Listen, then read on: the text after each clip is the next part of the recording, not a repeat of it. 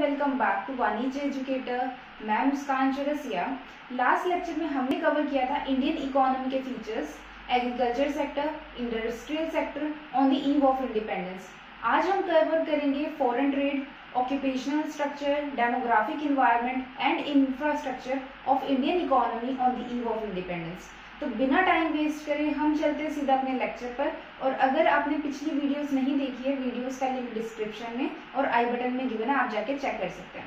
तो सबसे पहले हम देखते हैं foreign trade. Foreign trade basically क्या था हमारी कंट्री में eight the time of colonial rule या फिर eight the time of independence. हमारी कंट्री के फॉरेन ट्रेड जो थे वो बहुत ज़्यादा लिमिटेड थे। लिमिटेड बेसिकली सिर्फ और सिर्फ ब्रिटेन के साथ ही हमारे फॉरेन ट्रेड ज़्यादातर रहे हैं। लेकिन फॉरेन ट्रेड ब्रिटिशर्स से पहले हमारी कंट्री ने बहुत ही एक्सीलेंस, बहुत ही ज़्यादा एमिनेंट रेपुटेशन अर्न करी थी अपनी क्वालिटी के बेसिस पे, अपनी हैंडीक्राफ्ट के बेसिस पे। तो हमारी कंट्री जो थी ब्रिटिशर्स से पहले फॉरेन ट्रेड में बहुत अच्छी खासी रेपुटेशन अर्न कर चुकी थी। नेक्स्ट रोमांसियन ने हमारी कंट्री के लिए एक वर्ड यूज किया था, मतलब एक कोड यूज करते थे वो लोग, this sin of words boolean. Sin का मतलब होता है कोई चीज डाउन में जाना, बुलियन का बेसिकली मीनिंग होता है गोल्ड और सिल्वर के रिजर्व। उस हमारी कंट्री को पहले सोने की चिड़िया कहा जाता था, लेकिन ब्रिटिशर्स के आने से हमारी कंट्री में से गोल्ड सारा का सारा लेके चला गया ब्रिटेन में। ब्रिटिशर्स के आने से पहले भी हमारी कंट्री में से बहुत सी कंट्रीज जो थी गोल्ड रिजर्व्स को लेके जा रही थी, पर उस टाइम हमारे पास कुछ गोल्ड रिजर्व था। लेकिन ब्रिटिशर्स के आने के बाद हमारी कंट्री में से गोल्ड रिजर्व बिल्कुल खत्म हो गया था। नेक्स्ट आता है हमारा फर्स्ट पॉइंट फॉरेन ट्रेड का, net exporter of raw material and importer of finished goods. हमारी कंट्री जो थी वो रॉ मटेरियल की बहुत बड़ी एक्सपोर्टर थी ब्रिटेन के लिए, और ब्रिटेन में सारी की सारी इंडस्ट्रीज लगाई गई, वहां से फिनिश्ड प्रोडक्ट, फिनिश्ड गुड्स आता था इंपोर्ट होकर, और हमारी कंट्री जो प्रोडक्ट्स यूज करती थी वो ब्रिटेन के ही सारे फिनिश्ड प्रोडक्ट्स यूज करती थी। ब्रिटिशर्स ने एक पॉलिसी लेके आए थे जिसमें हमारे जो ट्रेड्स थे, एक्सपोर्ट और इंपोर्ट जो थी, अगर हम ब्रिटेन को एक्सपोर्ट करते हैं और ब्रिटेन से हम इंपोर्ट कराते हैं तो वो टैक्स फ्री था, टैरिफ फ्री था जिसे हम कह सकते हैं। इसके थ्रू हमारी कंट्री में बहुत ज़्यादा बैकवर्डनेस आ गई थी, क्योंकि कोई भी इंडस्ट्री हमारी कंट्री में स्टैब्लिश नहीं थी। हमारी कंट्री का सारा रॉ मटेरियल ब्रिटेन ले रहा था, और जितनी भी इंडस्ट्रीज थी उन्होंने स्टैब्लिश करी थी ब्रिटेन में।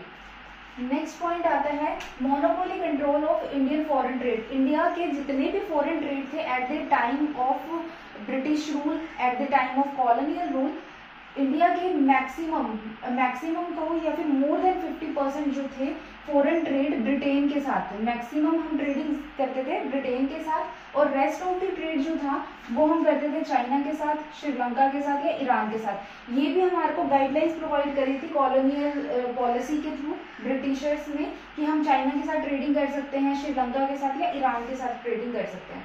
और हमारी कंट्री जो थी सबसे बड़ी रॉ मटेरियल की एक्सपोर्टर थी ब्रिटेन के लिए। इसी के बेसिस पे ब्रिटेन की जो इंडस्ट्रियल मार्केट थी उसने बहुत बड़ा अपने आप में इंडस्ट्रियल सेक्टर को फैला दिया था, क्योंकि हमारी कंट्री में जितना भी फिनिश्ड प्रोडक्ट आ रहा था वो उस कंट्री से बन के आ रहा था। उस कंट्री में इंडस्ट्रियल सेक्टर में एक बहुत ज़्यादा अच्छी हाइक आ गई थी। नेक्स्ट पॉइंट आता है surplus trade only to benefit Britain.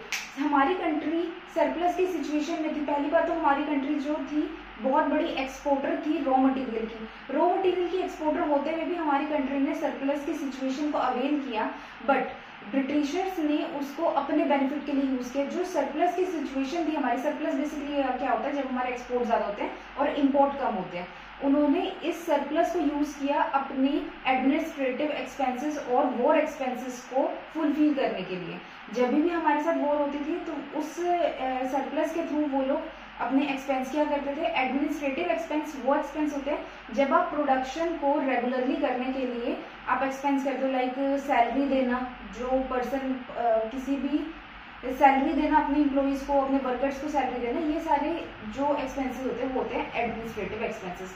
इसके थ्रू हमारे लिए कोई भी एक्स्ट्रा बेनिफिट नहीं था। हमारी इन्वेस्टमेंट लो की लो रही और हमारी कंट्री बैकवर्ड की बैकवर्ड रही।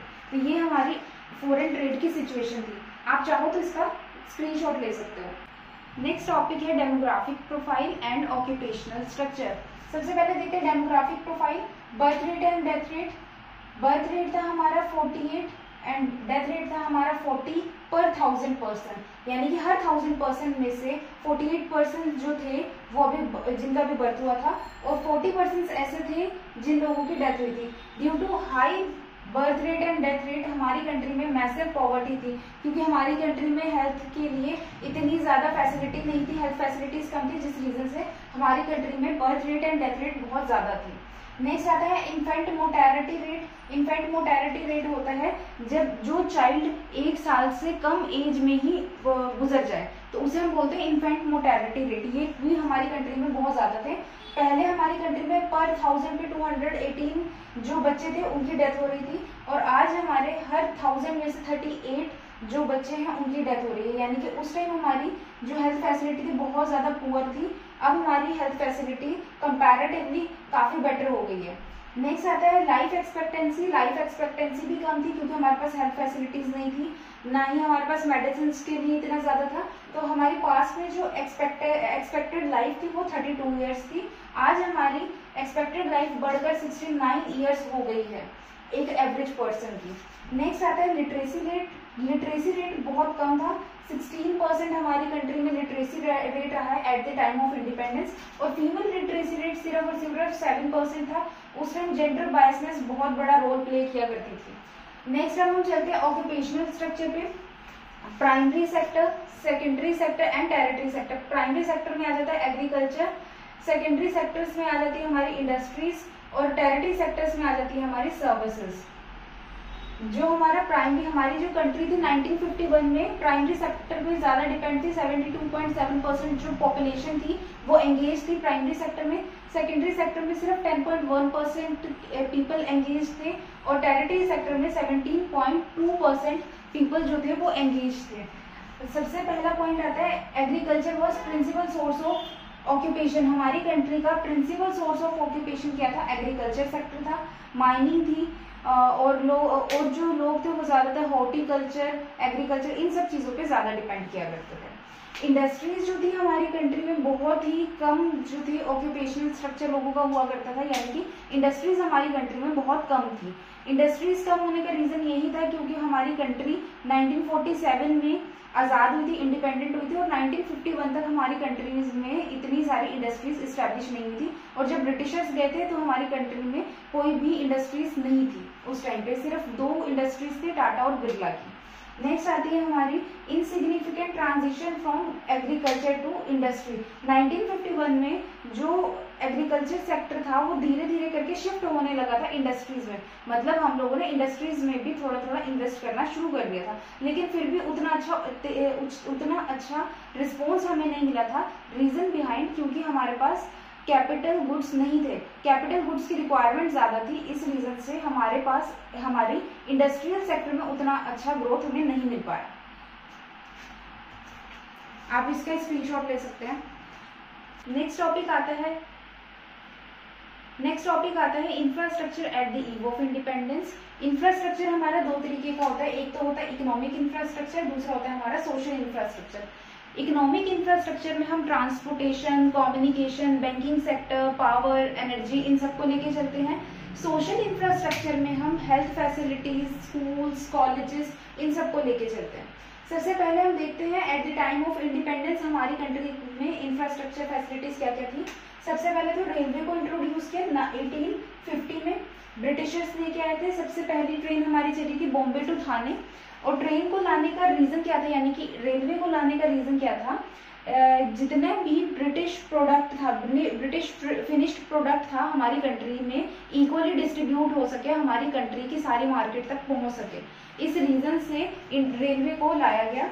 नेक्स्ट आता है पोर्ट्स। पोर्ट्स डेवलप करे गए थे ताकि हम लोग इजीली यहाँ से रॉ मटेरियल एक्सपोर्ट कर सके ब्रिटेन को, और ब्रिटेन इजीली इंपोर्ट कर सके अपने फिनिश्ड प्रोडक्ट को। बट एक ड्रॉबैक था, पोर्ट्स जो थे वो कंपैरेटिवली एक्सपेंसिव थे रेलवे के कंपैरेटिवली। रेलवे जो था वो चीप सोर्स ऑफ ट्रांसपोर्टेशन था as compare to port. Next था हमारी कंट्री में आया था ports and telegraphs. Next next आया था post and telegraphs. Post and telegraphs लाने का रीजन ये था कि हमारी कंट्री में जितने भी लॉज एंड ऑर्डर्स हैं, जितना भी लॉ और ऑर्डर चल रहा था वो इजीली सारी की सारी कंट्री में इजीली कम्युनिकेट किया जा सके और एडमिनिस्ट्रेटिव एफिशिएंसी को बढ़ाया जा सके।